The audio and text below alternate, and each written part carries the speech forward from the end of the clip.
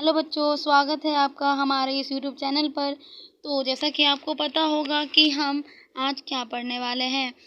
तो हम पढ़ने वाले हैं यहाँ पर कक्षा 8 साइंस का चैप्टर नंबर 2, जिसका नाम है सूक्ष्म जीव, मित्र एवं शत्रु। ओके, हमने इस चैप्टर की जो है 4 से 5 वीडियो पहले ही अपलोड कर दी है, पार्ट बाय पार्ट।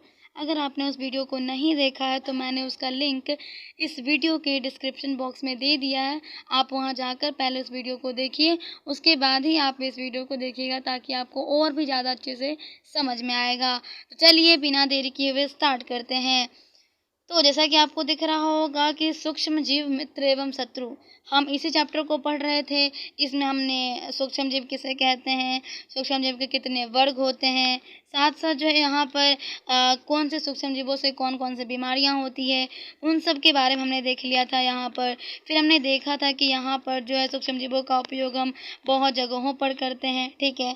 जैसे कि आप मेडिसिन बनाने के लिए यूज़ करते हैं, ठीक है। और भी जैसे कि अल्कोहल बनाने के लिए यूज़ करते हैं, या फिर आप ब्रेड हो गया, केक हो गए, पेस्ट्री हो गया, दूध, दही, इन सब में सूक्ष्म जीवों का यूज़ किया जाता है, ठीक है।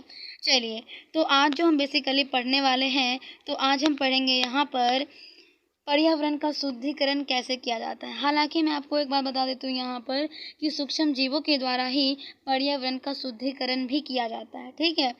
तो आपको दिख रही होगी टॉपिक, पर्यावरण का शुद्धिकरण कैसे करते हैं।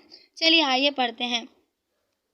सबसे पहले जो है इसमें बताया गया है कि जब बूझो और पहेली विद्यालय जाती है तो वहाँ वो देखती है कि विद्यालय में जो माली हैं वो पेड़ और पौधे को किस तरीके से वो गड्ढे में डालकर उनका खाद बना लेती है, ठीक है। तो यहाँ पर क्या होता है कि फिर क्या होता है कि एक दिन बूझो और पहेली ये उनके साथ उनके उनके क्लास के और भी बहुत सारे विद्यार्थी होते हैं, ठीक है। उनके दोस्त लोग भी अपने घरों पर भी और बगीचों में क्या करते हैं, पत्तियाँ होती है या फिर फूल मतलब कि फल सब्जियाँ होती है, उन सबको वो कचरा के रूप में इकट्ठा करके उसे वो एक गड्ढे में जाकर डाल देती हैं, ठीक है।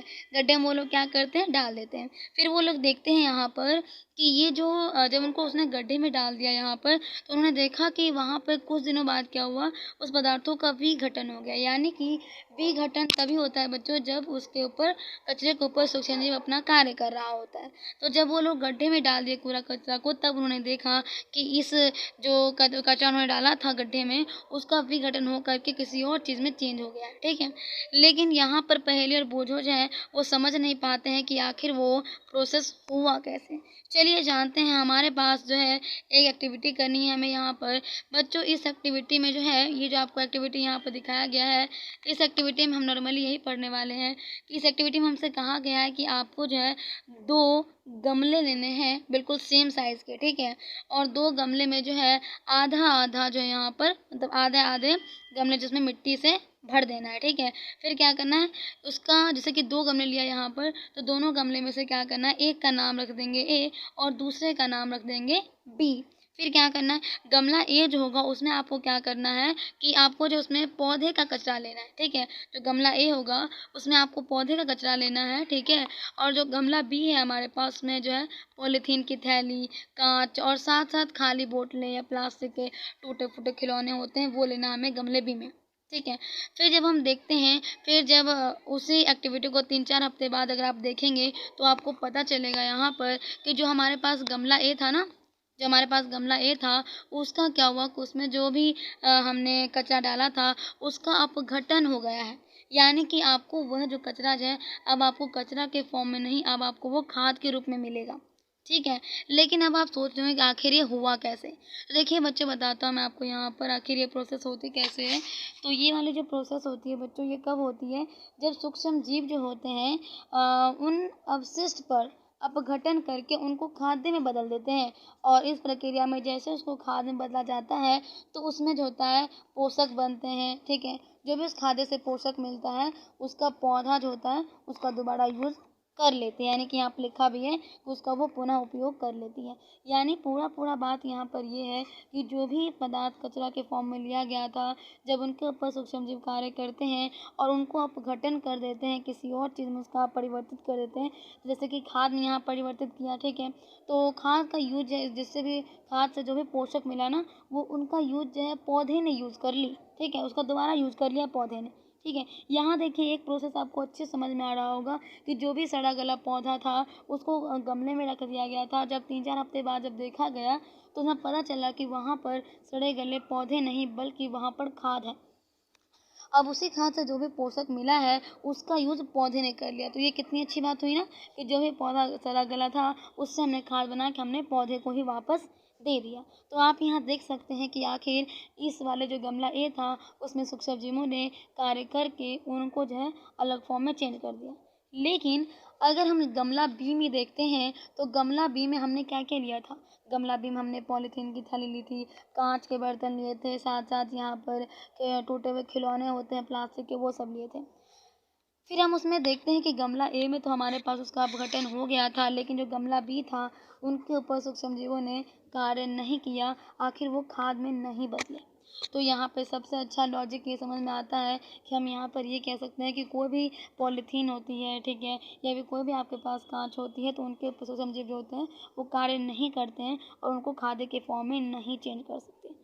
उसके आगे आपको एक चीज़ और दिखा रही हूँ मैं यहाँ पर। बच्चों आपने कई बार देखा होगा कि कुछ मरे हुए जीव होते हैं, ठीक है।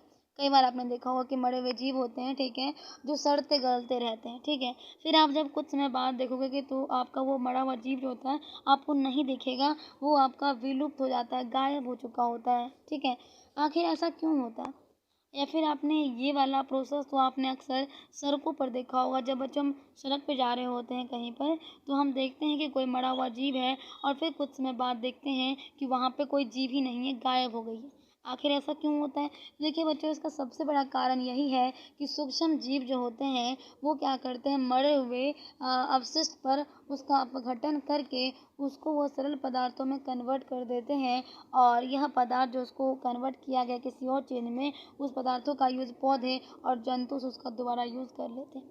तो यहाँ पे हमें नॉर्मली एक बात समझ में आई कि जो भी अगर हमारे पास पॉलीथीन होती है, ठीक है, पॉलीथीन हो गया हमारे पास या कांच का कोई हमारे पास बर्तन है, ठीक है, या फिर कांच का आपके पास कोई भी बॉटल होती है या फिर आप मान लीजिए कि आपके पास कोई भी प्लास्टिक के कोई खिलौने हैं तो आप देखेंगे कि उनका जो होता है वो कभी भी जैसे कि मैं एग्जांपल के लिए दूँ तो आप कई बार देखते होंगे कि हमारे देश के जो सरकार है उन्होंने कह रखा है कि आपको पॉलीथीन का यूज़ जो है कम से कम यूज़ करना है, ठीक है। या फिर हमें स्कूल में सलाह भी दी जाती है कि आपको जब प्लास्टिक के बर्तन यूज़ नहीं करने हैं, प्लास्टिक के आपको बॉटल यूज़ नहीं करने हैं। आखिर ऐसा वो क्यों कहती है? ऐसा बच्चों इसीलिए कहती हैं क्योंकि जो प्लास्टिक की चीज़ें होती हैं ना उसके ऊपर होते सूक्ष्मजीव कार्य नहीं कर पाते हैं और वो आपका प्लास्टिक जो होता है वैसे का वैसे ही रह जाता है। लेकिन जो आजकल अगर हम देखते हैं तो आजकल बढ़ती हुई जनसंख्याओं के कारण प्लास्टिक का यूज़ भी काफ़ी ज़्यादा होते जा रहा है। इसीलिए आप देख रहे होंगे बच्चों की जगह-जगह पर कचरे के ढेर होते हैं। आखिर ऐसा क्यों होती है? ठीक है, ऐसा इसीलिए होती है बच्चों क्योंकि जो पॉलीथीन होते हैं इन सब पे सूक्ष्मजीव कार्य नहीं कर पाते हैं, लेकिन जो लोग जो है उनका लगातार यूज़ करते जा रहे हैं। तो यानी कि वो जो कचरा होता है वो इकट्ठा होते रहता है। लेकिन अगर हम यहाँ पर पौधे की बात करते हैं, कोई पौधा अगर मान लीजिए उसका मर गया है, ठीक है, कोई पौधा अगर मृत पौधा है, कोई अगर मृत जीव है, तो उनका अपघटन हो जाता है और वो खाद्य के रूप में चेंज हो जाते हैं। ये कहने का मतलब था यहाँ पर, ठीक है। आगे देखते हैं यहाँ पर देखिए, तो अब ज़रा हम इस वाले टॉपिक में ये समझेंगे यहाँ पर कि हमने देखा कि किस तरीके से जो सूक्ष्म जीव था, उन्होंने क्या किया, पर्यावरण को शुद्धिकरण भी किया।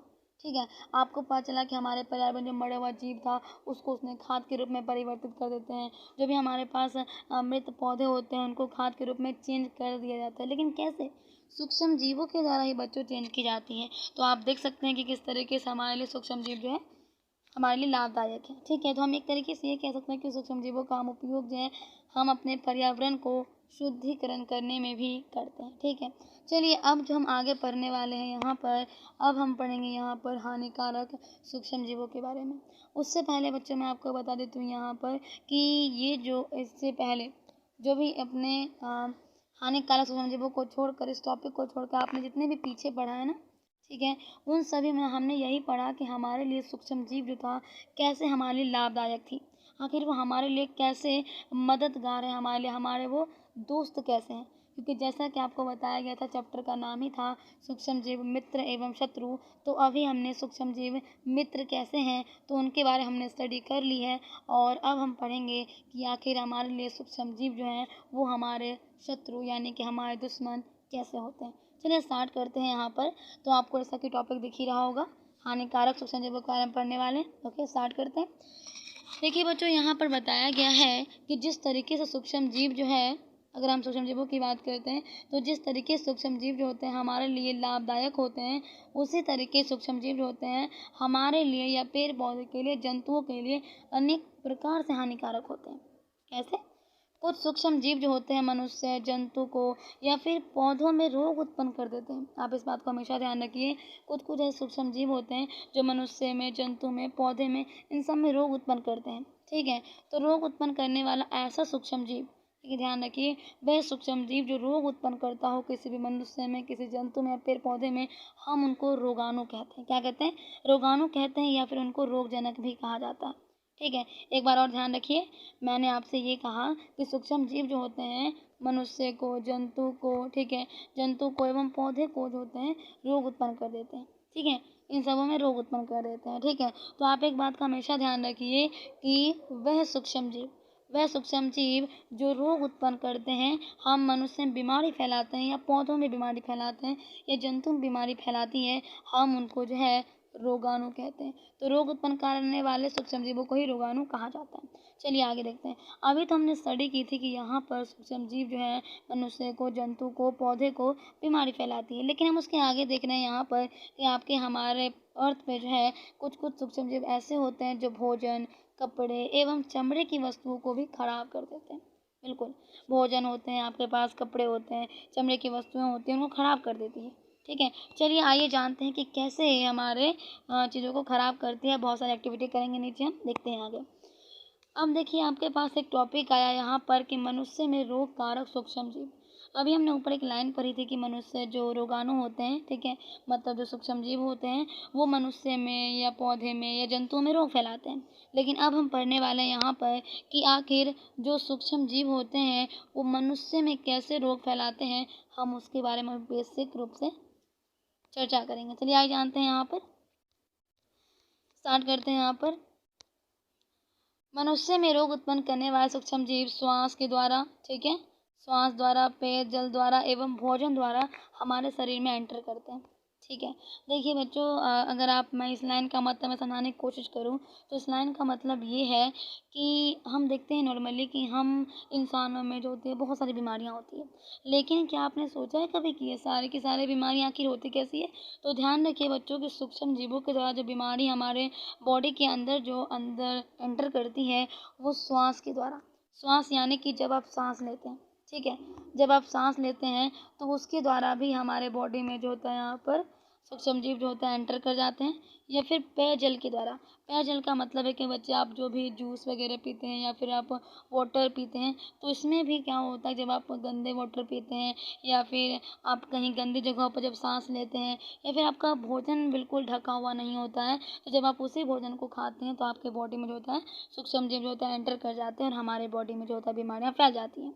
तो यहाँ पर नॉर्मली कहने का मतलब यह था कि आखिर जो ये बीमारी हमारे शरीर में आती है वो श्वास के द्वारा, या तो सांस लेने की वजह से आ सकती है या पेयजल के द्वारा, यानी कि आप जो भी जूस वगैरह पीते हैं या फिर जो भी आप वाटर यूज़ करते हैं इन सब में, या फिर आप भोजन के द्वारा हमारे बॉडी में बीमारी फैल जाती है।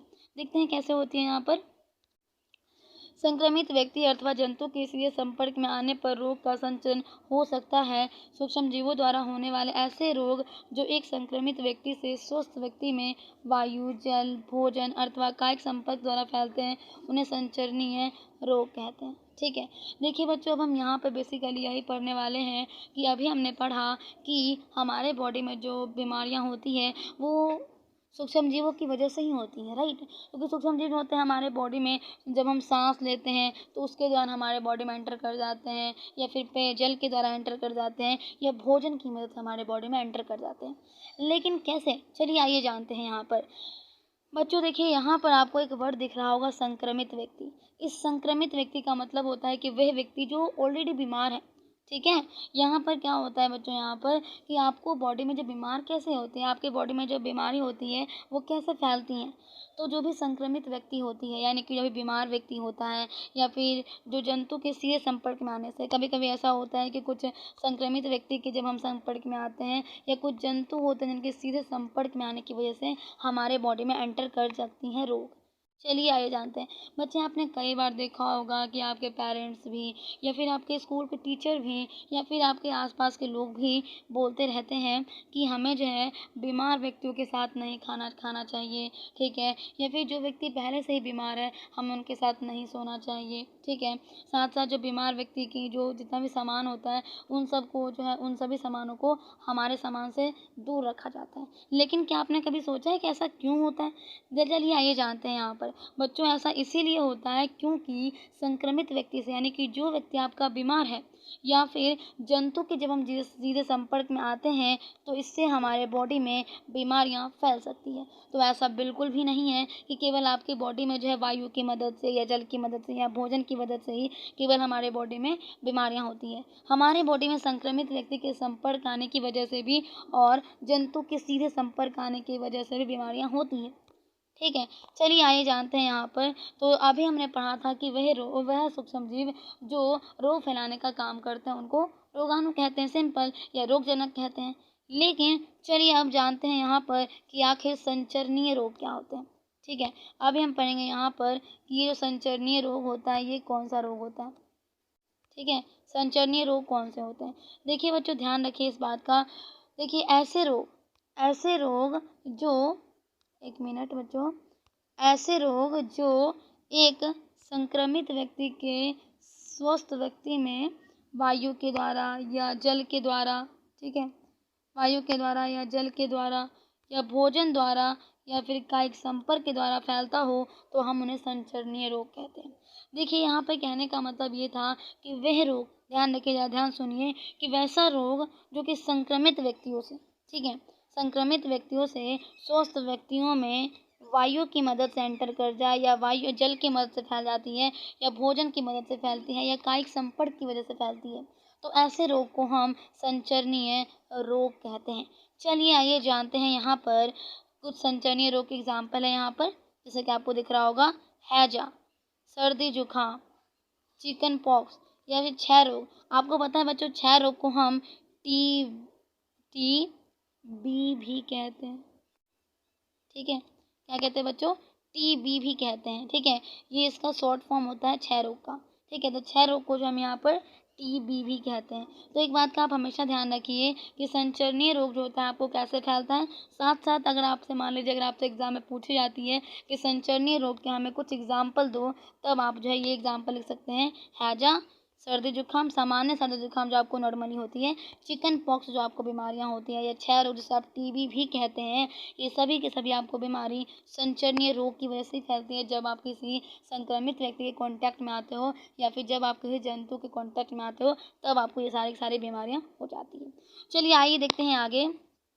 देखिए यहाँ पर अब जो ये वाला आपको टॉपिक है ना, इसमें हम इन टॉपिक के बारे में पढ़ेंगे जो हमसे जो होता है नॉर्मली अक्सर कहा जाता है। बच्चे आपने कई बार देखा होगा जब आप कभी स्कूल जाते हैं, ठीक है, स्कूल जाते हैं तो आपको देखा होगा वहाँ पर लिखा होता है कि जब भी आप अगर छींकते हैं, ठीक है, तो आपको अपने मुंह पर या नाक पर जो आपको हैंकी डाल देनी है, ठीक है, रुमाल डाल करके तब आपको छींक करनी है। लेकिन क्या आपने कभी सोचा है कि ऐसा क्यों कहते हैं वो? ठीक है, नहीं सोचा ना? चलिए अब सोच लेते हैं यहाँ पर क्या होता है।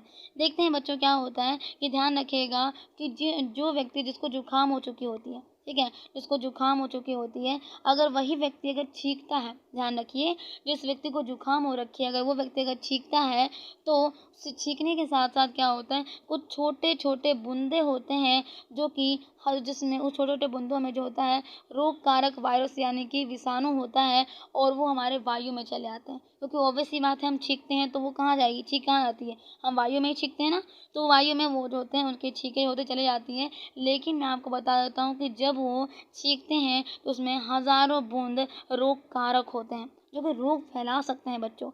इसीलिए आप इस बात से हमेशा सतर्क रहें कि जब भी कोई व्यक्ति छींकता हो या फिर अगर आप खुद ही छींक रहे हैं तो आप अपने मुंह या नाक पर हैंकी डालकर ही तब आप छींकने की कोशिश करें। ओके, देखते हैं आगे। यह वायरस श्वास के साथ ली जाने वाली वायु के साथ शरीर में एंटर कर जाती है। अभी हमने ऊपर पढ़ा था यहाँ पर कि आखिर हमारे बॉडी में जो बीमारी फैलती है वो वायु की मदद से या जल की मदद से या वाटर की मदद से फैलती है।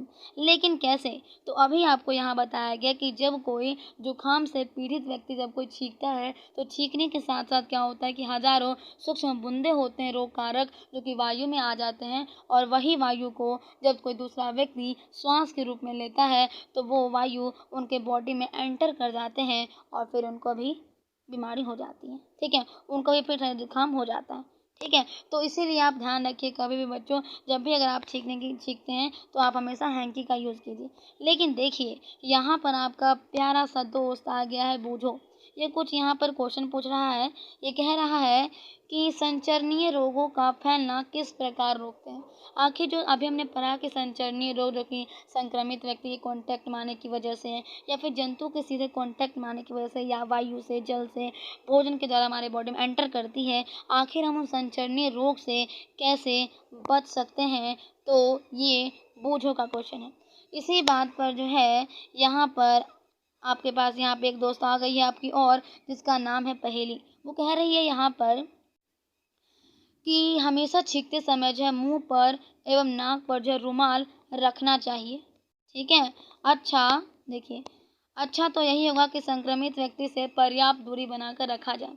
ठीक है, अभी जो मैंने आपको थोड़ी देर पहले बताया कि हमारे पेरेंट्स जो होते हैं या हमारी टीचर्स जो होती हैं वो हमें मना करती हैं कि कोई भी संक्रमित व्यक्ति हो, कोई अगर बीमार व्यक्ति है तो हमें उससे दूर रहना चाहिए। लेकिन क्यों ऐसा बच्चों? इसीलिए कि आपको पता चल गया, अब तो आप पढ़ लिए होंगे, आपको पता चल भी गया होगा कि हमें संक्रमित व्यक्ति से क्यों दूर रहना चाहिए।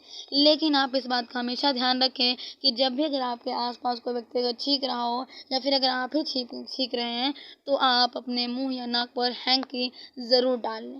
ठीक है, चलिए आगे जानते हैं यहाँ पर। चलिए तो अब हम आगे पढ़ रहे हैं यहाँ पर। अब देखिए, अभी तक तो हमने यहाँ पर यह पढ़ा था कि कुछ सूक्ष्म जीवों के द्वारा हमारे बॉडी में बीमारी होती है, लेकिन अब जो हम पढ़ने वाले हैं वो कुछ अलग ही है। यहाँ पर क्या है कि कुछ कीट होते हैं या कुछ जंतु ऐसे भी होते हैं जिनकी मदद से हमारे बॉडी में जो होते हैं रोग वाहक का कार्य करते हैं। यानी कि कुछ ऐसे कीट होते हैं, कुछ ऐसे जंतु होते हैं जो रोग फैलाने का काम करते हैं, रोग वाहक का कार्य करते हैं। देखते हैं कैसे। जैसे कि घरेलू मक्खी जिसका एक उदाहरण है। बिल्कुल बच्चे, ये आप एग्जाम्पल तो शायद कभी भूलेंगे ही नहीं। आप कई बार ध्यान देते होंगे कि खास तौर से गर्मी के मौसम में क्या होता है कि मक्खी जो होती है, ठीक है, मक्खी, घरेलू मक्खी जो नॉर्मली घर में उड़ रही होती है, आप देखते होंगे कि वो गर्मी के मौसम में होता है, कभी हमारे खाने पर, कभी हमारे बॉडी पर आकर बैठ जाती है। लेकिन क्या आपको पता है कि वो मक्खी कहाँ से आई है? नहीं पता ना आपको? चलिए पढ़ते हैं उसके बारे में और अब आप इस बात से सतर्क रहेंगे। चलिए आगे देखते हैं। यहाँ पर क्या बताया जा रहा है कि मक्खी कूड़े एवं जंतु अवशिष्ट पर बैठती है, रोगाणु उसके शरीर में चिपक जाते हैं और जब मक्खी बिना ढके भोजन पर बैठती है तो रोगाणु का स्थानांतरण संभव होता है, जो कि व्यक्ति ऐसा संदूषित भोजन करेगा तो उसको बीमारी होने की संभावना होती है। अब देखिए, हम यहाँ पे ये पढ़ने वाले हैं कि जो कि अभी हम घरेलू मक्खी के बारे में स्टडी करने वाले हैं। यहाँ पर बताया गया है कि जो घरेलू मक्खी हम देखते हैं बच्चों, वो मक्खी क्या होती है, आपके कूड़े पर बैठ जाती है या बहुत सारे अवशिष्ट जंतु होते हैं उस पर वो बैठे रहती हैं। ठीक है, जैसे वो कूड़े करकट पर बैठती है तो रोगाणु क्या होता है कि उन मक्खियों के पैर में जाकर चिपक जाती हैं। ठीक है, और आपको तो पता होगा कि मक्खी का तो सबसे बड़ा काम यही होता है कि हमारे बॉडी पर आकर बैठना, हमारे खाने में आकर बैठ जाती हैं। ठीक है, तो जैसे वो मक्खी होता है किसी कूड़े करकट पे जाकर बैठती है या कोई मरे हुए जीव पर जाकर बैठती है तो वो जो रोगाणु होता है ना, जो बीमार फैलाने वाला रोगाणु होता है, सूक्ष्म जीव होता है, वो मक्खी के पैरों में आकर चिपक जाता है। ठीक है, और जब वही मक्खी हमारे बिना ढके हुए भोजन पर बैठती है, ठीक है, तो वहाँ पे चांसेस है कि उनके पैर में जितना भी रोगाणु लगा था वो हमारे भोजन में चली जाती है और जो भी व्यक्ति इस बिना ढके भोजन को खाएगा उसे बीमार होने की संभावना ज़्यादा होती है। देखते हैं आगे। तो अब आप ध्यान रखिएगा कि आप कभी भी भोजन को हमेशा ढक कर रखिएगा। ठीक है, क्या करना है आपको? ढक करके तब रखना है आपको भोजन को। देखते हैं आगे। यह सलाह दी जाती है कि भोजन को सदा से ही ढक कर रखा जाए। बिना ढके भोजन को खाने से बचना चाहिए। ठीक है, ध्यान रखिए। तो आपको बिना ढके भोजन आपको नहीं खाना है। ठीक है, इसीलिए आप हमेशा भोजन को ढक कर ही रखें। ठीक है, अब आपको समझ में आ गया होगा कि आखिर आपके घर में जो बड़े व्यक्ति होते हैं आपको वो क्यों कहते हैं कि भोजन को ढक कर रखना चाहिए, या फिर आपकी टीचर क्यों कहती है। ओके, तो आपको ये आंसर तो मिल ही गया होगा। चलिए आगे देखते हैं। यहाँ पर मादा एनाफिलिस। ठीक है, मादा एनाफिलिस जो होता है ये भी एक प्रकार का आपका मच्छर होता है। ठीक है, जो कि आपको यहाँ पर दिख रहा होगा। बच्चों ये जो आपको इस फिगर में दिख रही है ना, ये ठीक है, ये जो आपको दिख रही है यहाँ पर, ये आपका मादा एनाफिलिस नामक मच्छर है। ठीक है, ये आपका मच्छर होता है, ध्यान रखिए। ठीक है, देखते हैं यहाँ पर मच्छर प्लाज्मोडियम, जो कि मलेरिया परजीवी का वाहक होता है। बच्चों ये क्वेश्चन बहुत ज़्यादा इंपॉर्टेंट हमेशा पूछी जाती है कि मच्छर प्लाज्मोडियम जो है किसका वाहक है, तो आप कहेंगे मलेरिया परजीवी का। मलेरिया फैलाने में ये सबसे ज़्यादा एक्सपर्ट है। ठीक है, देखते हैं आगे। यहाँ पर मादा एडिस मच्छर डेंगू के वायरस का वाहक है। तो जब भी अगर आपको डेंगू होती है तो इसका मतलब है कि आपको मादा एडिस एडिस मच्छर ने काट लिया, जिसके साथ आपको डेंगू हो गई है। अगर आपको मलेरिया हो तो इसका मतलब है कि आपको मच्छर प्लाज्मोडियम ने काटा है। देखते हैं यहाँ पर कि हम मलेरिया से एवं डेंगू के नियंत्रण से कैसे बच सकते हैं। अभी तो हमने देखा कि आखिर हमें डेंगू और बहुत सारे मलेरिया वगैरह बीमारी हो जाती है। ठीक है, मच्छर की वजह से बहुत सारी बीमारी हो जाती है, लेकिन अगर हम इसको रोकेंगे तो रोकेंगे कैसे? अगर हम चाहते हैं कि हमारे घर में किसी को मलेरिया ना हो या डेंगू ना हो, तो कैसे इससे बच सकते हैं? चलिए आइए देखते हैं यहाँ पर। उससे पहले आपसे जो यहाँ पर आपकी दोस्त फिर से आ गई है पहेली, जो कुछ कह रही हैं। वो कह रही है कि जो पहेली की टीचर हैं वो उनको कहती है कि जो हमें अपने आसपास जो है पानी को इकट्ठा नहीं होना देना चाहिए। तो ये पहेली की जो टीचर है वो उसको हमेशा कहती है कि बच्चों आप अपने आसपास जो है पानी इकट्ठा ना होने दें। लेकिन क्यों कहती हैं? चलिए आइए जानते हैं। सभी मच्छर जल में ही उत्पन्न होते हैं। हमें पानी को कभी भी रुका नहीं रहने देना चाहिए। कूलर, टायर व फूलदानों इत्यादि में कहीं भी पानी को इकट्ठा नहीं होना देना चाहिए। अतः अपने आसपास के स्थानों को स्वच्छ एवं शुष्क रखकर हम मच्छरों को पैदा होने से रोक सकते हैं। ठीक है, ओके, और साथ साथ जो इसे अपना करके हम मलेरिया जैसी बीमारी से भी बच सकते हैं। देखिए बताया कि अगर आप चाहते हैं कि मलेरिया जैसी बीमारी से आप बच सकें या डेंगू जैसी बीमारी से आप बच सकें, तो इसके उपाय बच्चों यही होते हैं कि आप अपने आसपास जितने भी मच्छर देखते हैं ना, वो सब आपके पानी में उत्पन्न होते हैं। ठीक है, उन सब का पानी में निर्माण होता है। तो इससे बेटर यही है कि अगर आपके पास अगर पानी नहीं रहेगी, ठीक है, अगर आपके आसपास अगर पानी जो है 4-5 दिन ज़्यादा है इकट्ठा है वो, ठीक है, तो आपको उसे नहीं रखने देना है, क्योंकि उसमें क्या होगी आपके फिर मच्छर आपके उसमें उत्पन्न हो जाएगी। और ख़ास तौर से अगर हम बात करते हैं तो मच्छर आपको जनरली जो है कूलर में दिखने को मिलेगा या टायर में या फूलदानों में, क्योंकि इन सब में पानी जो होती है लगभग रहती है। ठीक है, और इसी में जो होता है आपका ज़्यादातर मच्छर पनपने की संभावना होती है। तो इसीलिए आपको हमेशा ध्यान रखना है कि अगर आप अपने आसपास जो है स्वच्छ रखेंगे, पानी नहीं इकट्ठा होने देंगे, तो वहाँ पर जो है आपका मच्छर भी उत्पन्न नहीं होगा। और जैसे ही आपका मच्छर उत्पन्न नहीं होगा तो आपके आसपास या आपके घरों में किसी को मलेरिया डेंगू नहीं हो सकता। ओके, चलिए, तो अब आपको जो बच्चों यहाँ पर दिख रही होगी टॉपिक, यहाँ देखिए आपके पास जो है तालिका आपके सूची दे रखी है। ये सूची आपको दिख रही है, ये सूची आपके हैं यहाँ पर आपको इस सूची में ये बताया गया है कि मनुष्य में जो होने वाले कुछ रोग होते हैं उनको हम कैसे फैलने से रोक सकते हैं, और कैसे फैलती हैं, वो किस रोग के द्वारा फैलती है और कौन सी रोग फैलती है किस सूक्ष्म जीवों से। ठीक है, तो बच्चों आज के लिए हम इतना ही पढ़ेंगे। ठीक है, तो ये जो आपको टॉपिक दिख रही है ना कि मनुष्य में जो भी सूक्ष्म जीवों के द्वारा बीमारी होती है, वो आपको मैं अगले वीडियो में आपको अच्छे से समझा भी दूंगी। और आप जो है एक बात अपना ध्यान रखिए हमेशा कि ये जो मैं आपको समझाऊंगी मनुष्य में जो होते हैं बीमारी, ये आपको बहुत अच्छे से रट लेना है, क्योंकि हर बार आपका ये एग्ज़ाम में पूछा जाता है। ठीक है, चलिए, तो आज के लिए इतना ही पढ़ते हैं। तो आज हमने देखा कि किस तरीके से हम पर्यावरण को शुद्धिकरण कर सकते हैं।